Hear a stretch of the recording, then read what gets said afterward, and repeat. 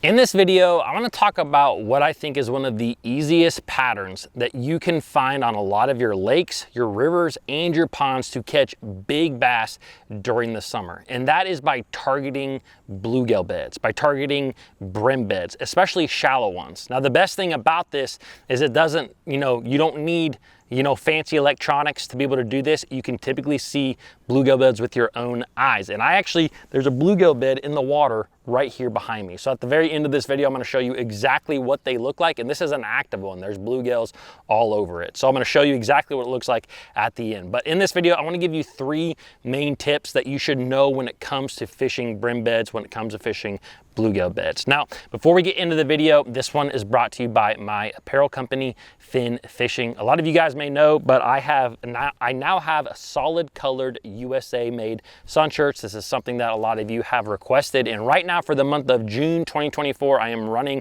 a sale. You can actually get a USA made sun shirt, a pair of sun gloves, and a bass hat with a wooden bass badge, all for $84 plus free shipping. So you can save quite a bit of money. It is also the best way to help support this channel. So I'm going to leave some links down below in the description. If you want to check out Fin Fishing, you can click on them right down below. All right, let's talk about bluegill beds. And like I said, one of the best things about this particular pattern is that you don't need electronics, you don't need fancy electronics in order to catch fish. The other thing is that this happens in all of our water, in all of our fisheries. I mean, rivers, big lakes, and ponds. Like, it happens all over the place. And so you can really take advantage of this during the summer. Now, before I talk about the 3 main tips, I just want to tell you kind of what happens with bluegill beds, how it happens throughout the year.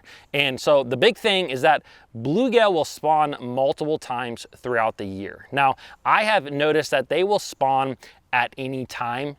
Really, I've seen them spawn no matter what the moon is doing, but it definitely seems like during new moons and full moons, you have a little bit more bluegills that are on beds, that are active on beds. Now, when this is happening, you will be amazed at how many big fish are lurking just off these bluegill beds and shooting up there to grab these things. And I'm talking about like some of the biggest bass that are in the bodies of water that we fish. You may have a tremendous amount of offshore structure and cover on the lakes that you fish, but all it takes is there to be a dinner table of bluegill beds for those bass to move up shallow and to start feasting. Now, then another really important thing to understand about bluegill beds before I talk about those 3 tips is that just because there's bluegills that are on these beds, like there are on this one right here, doesn't necessarily mean that there's always going to be bass around them. And that's actually what brings me to tip number 1, which is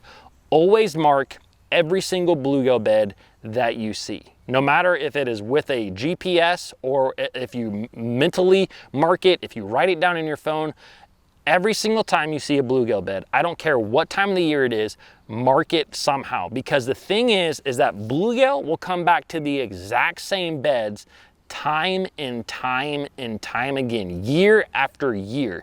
And so if you fish the same body of water a lot throughout the year, you may see 15, 20, 30, 40, 50 different bluegill beds throughout the year. And if you start marking all of these things, you are going to have this back catalog of a lot of different bluegill beds. And the reason that is so important is that when you find that bass are feeding on these gills that are on beds, the best thing that you can do is hit as many of these things as possible in a day. The more that you hit, the more big fish you are likely to catch. Again, I'm not saying that there's always bass around these things. So that's why you might have to hit 1, 2, 3, 4, 5, 6. You might have to hit 10 of them before you catch a bass. But hey, if 1 out of every 6, 7, 8 of these, you catch a fish, that becomes a really good pattern that you can run. And if you have a ton of these bluegill beds marked, it can really make things really, really quick. A number of years ago, I was fishing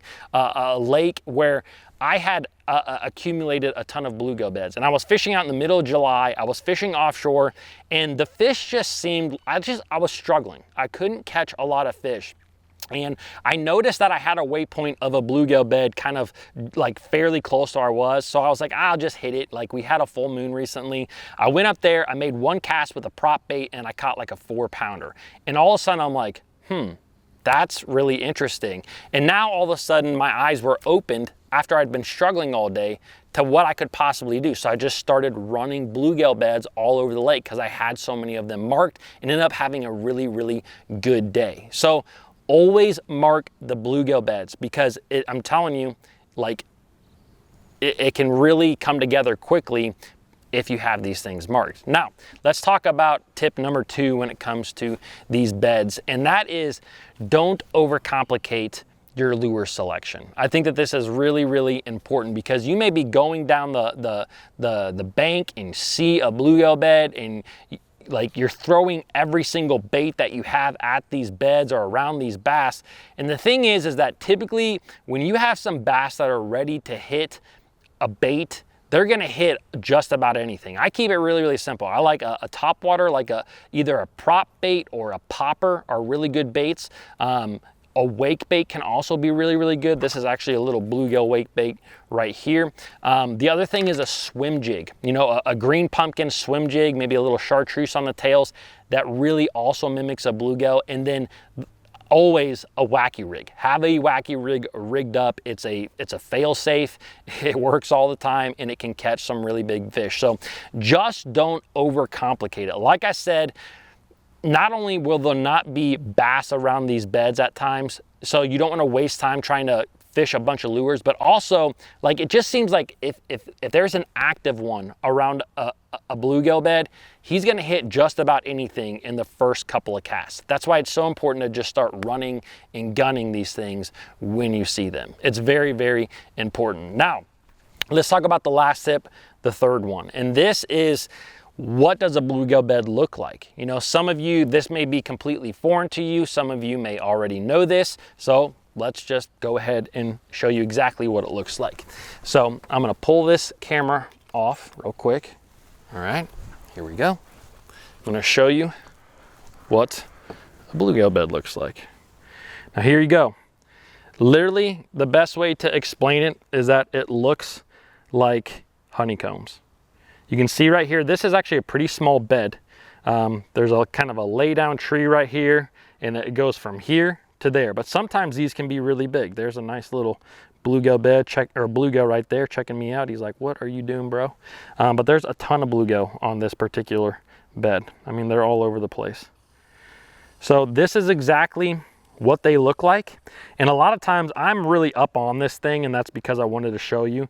But a lot of times you'll just see that bass are lingering on the outside of this bed. They won't be up here in the middle. You know, if there was a bass on this small bluegill bed, more than likely he's going to be hanging around this piece of wood that's kind of on the outside, because he can kind of hide there, hang out there, bam, come over, grab a bluegill and come back, maybe even up there. Or sometimes what they'll do is the bluegill bed kind of ends right here where my boat is sitting. They'll be just off the edge, kind of exactly where my boat is right now. So I'm basically up on top of where these bass could potentially be. So those are the areas that I like to hit. I usually make one cast on this side, one cast on that side, and then I'll cast right to the edge of the bluegill bed and work off the end of them. So that's really, really important. You don't want to cast right up on top of the bluegill beds a lot of times, unless you're using a topwater, because you're going to get a lot of those bluegills actually coming up and trying to eat your wacky rig or whatever you may be using. So guys, that's exactly what I think is one of the easiest patterns, once you figure it out, to catch some big bass during the summer. So hope you guys enjoyed this one. If you did, give it a thumbs up and check out Fin Fishing right here. See ya tomorrow.